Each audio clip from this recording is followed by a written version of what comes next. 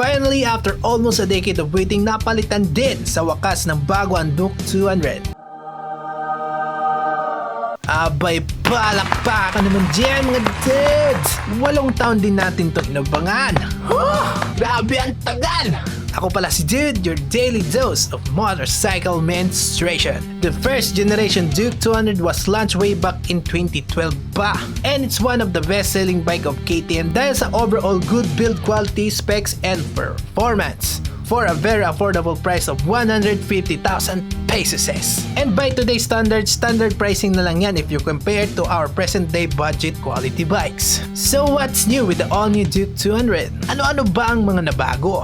And since it's not expressway legal, para kanino ba tong motor na to? And ultimately, is it worth the price? Well, my dude, simulan natin sa pagkumpara sa luma versus the bagong Duke 200. And surprise, surprise! The engine of the all-new Duke 200 still remains the same as the last gen. That means it still has the same 199.5cc single-cylinder 4-stroke dual overhead counts liquid-cooled fuel injecting engine that puts out 25 horsepower at 10,000 RPM with a 19.2 Nm of peak torque at 8,000 RPM. But hold your tits, my dudes! Yes, same banana in everything but with the same updated airbox and some tweak on the exhaust. Pasok na siya sa BSX compliance sa India, which basically makes this one of the most environmental friendly bikes without losing any power on the process. What? That's bananas! Remember the recently unveiled CBR 600 Double?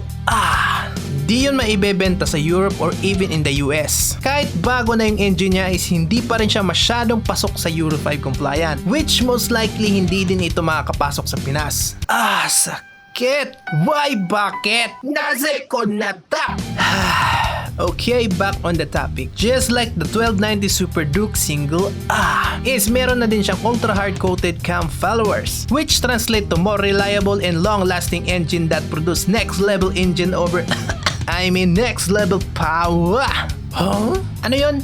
Top speed ba kamo? Well, check natin tong top speed YouTube video ni Sir Dino's Vault. Umaabot lang naman siya ng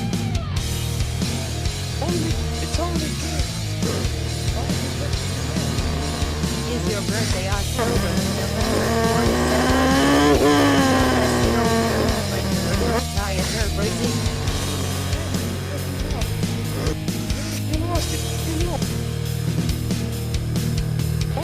It's only Is your birthday October?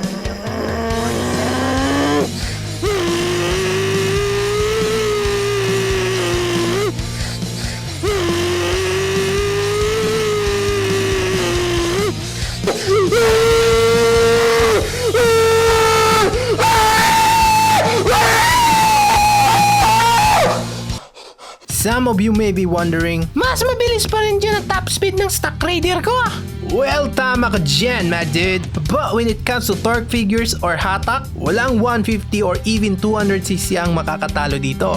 Okay na? Happy? Kidding, dude. Check naman natin yung design.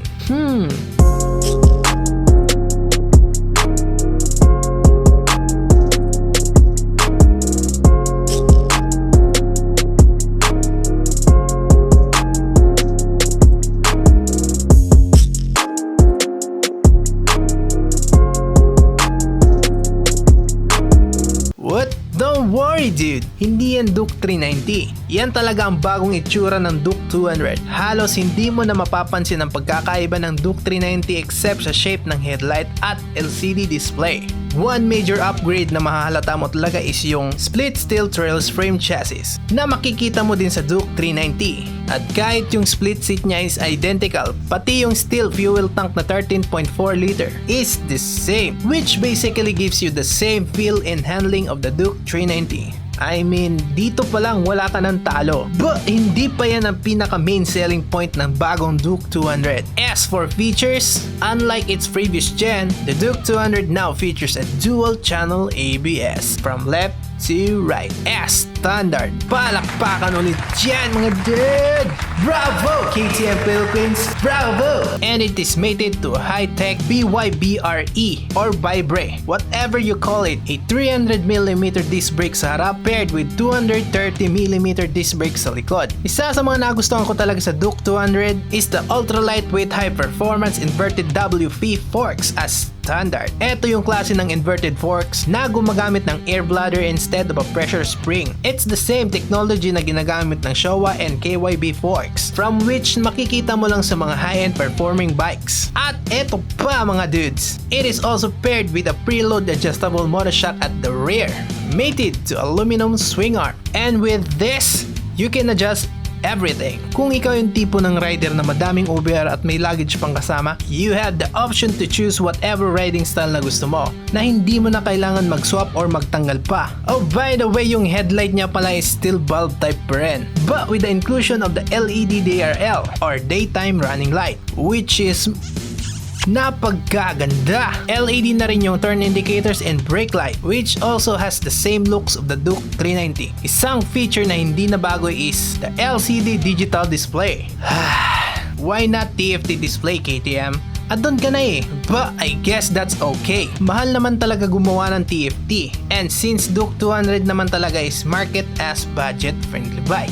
Size ng gulong niya is still the same, 110/70/17 and a 150/60/17. Metzeler Sport Tech tires na siya, so calm your tits. And lastly, the updated underbelly exhaust system that has extra catalytic converter and a silencer. Yes sir, you guessed it. Mas tahimik, but at the same time may suntok pa rin ng tunog. Color option comes in white and orange. Personally, gusto ko yung orange. I like Big facts and I can't lie. You other brothers can't deny. And when a girl walks in, Personally, I like the orange.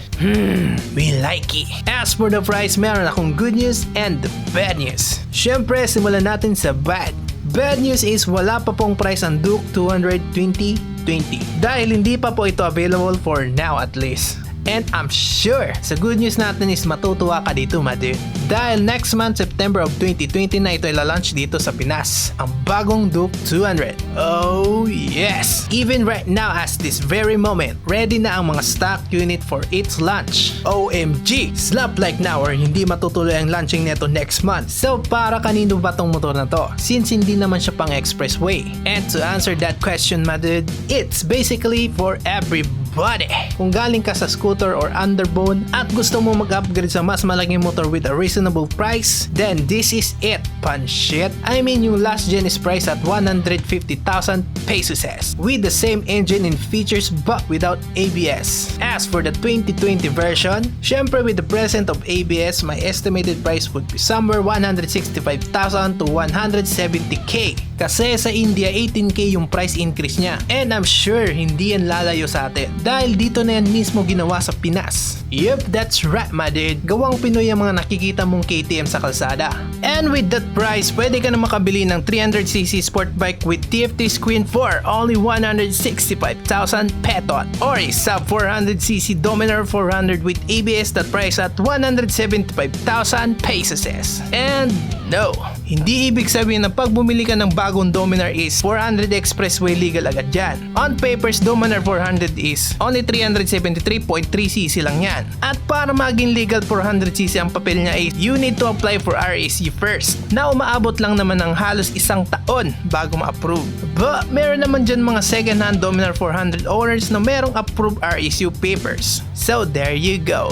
Bakit ko sinasabi to ngayon? Is dahil yan ang next video natin, so stay tuned for that my dudes. At kung nagustuhan mo yung kalokohan ko dito sa video na to, why not hit the subscribe button at pakihit na din ng like or dislike button. And just comment down your honest opinion about sa video na to. I owe in shout out to these dudes.